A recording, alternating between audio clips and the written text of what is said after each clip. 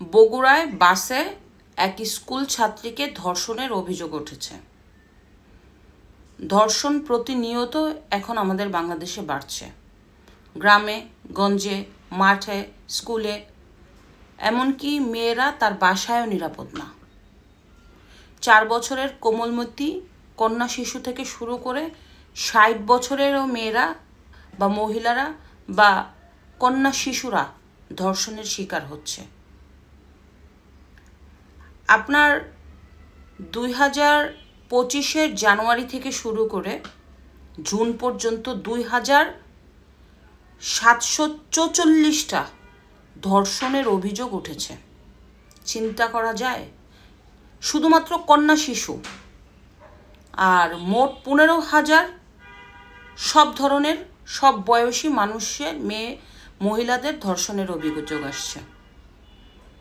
কন্যা শিশুদের 13 জনকে আবার ধর্ষণ করে মেরে ফেলা হয়েছে। 390 জন কন্যা শিশুকে গণধর্ষণ করা হয়েছে। কতটা খারাপ পরিস্থিতিতে এখন আমরা পড়ে গেছি।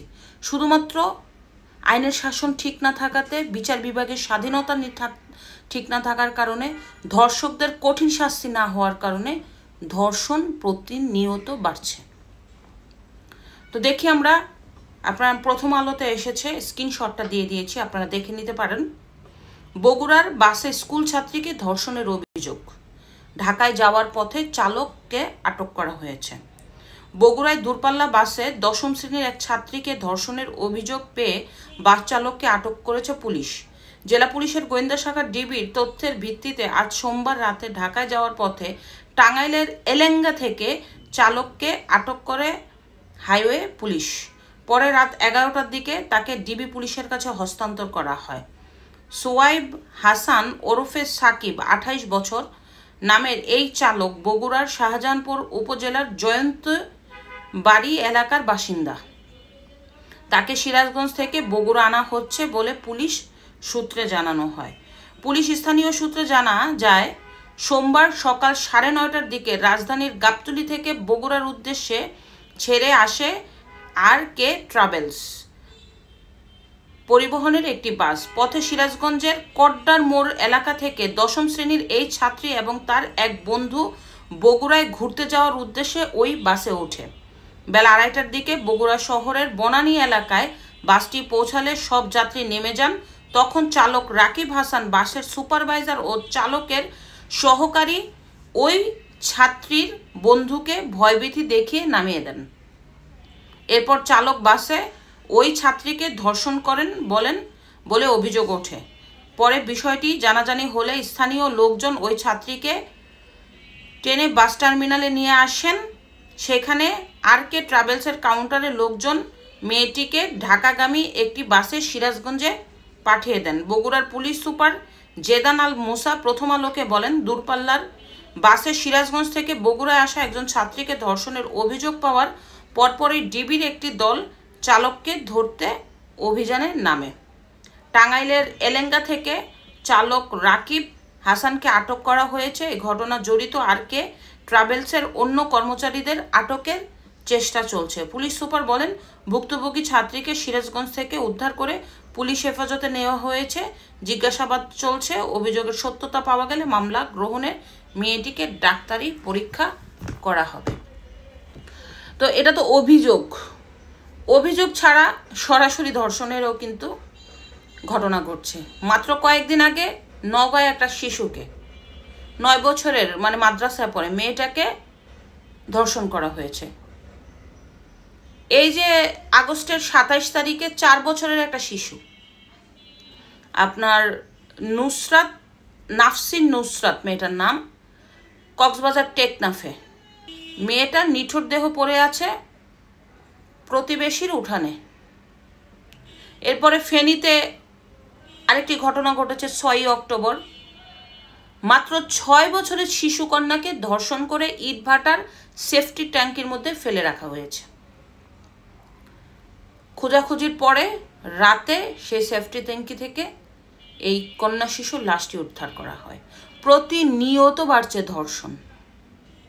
এই যে ধর্ষণ বাড়ছে, শুধু ধর্ষণ না, ইফটিজিং বাড়ছে, যৌন হয়রানি করা হচ্ছে, মেয়েদেরকে রাস্তায় উত্তপ্ত করা হচ্ছে, উল্টাপাল্টা মন্তব্য করা হচ্ছে, সেটা স্কুল পড়ুয়া ছাত্রী হোক, কিন্তু কিংবা আপনার মাদ্রাসার পড়ার ছাত্রী হোক, কিংবা বয়স্ক মানুষ হোক, কিংবা 25 থেকে 30 বছরের মেয়ে হোক, যেই হোক না কেন, কোনো কোনো জায়গায় মেয়েরা এই যৌন হয়রানির শিকার হচ্ছে, উত্তপ্ততার শিকার হচ্ছে, ইফটিজিংয়ের শিকার হচ্ছে। এগুলি বন্ধ করানোর জন্য কোনো পুলিশের কার্যক্রম ভূমিকা নেই। বলা হয় বাংলাদেশ নাকি ধর্মীয় দেশ হয়ে যাচ্ছে। তো ধর্মীয় দেশে কি কোথাও এভাবে ধর্ষণের ঘটনা আছে?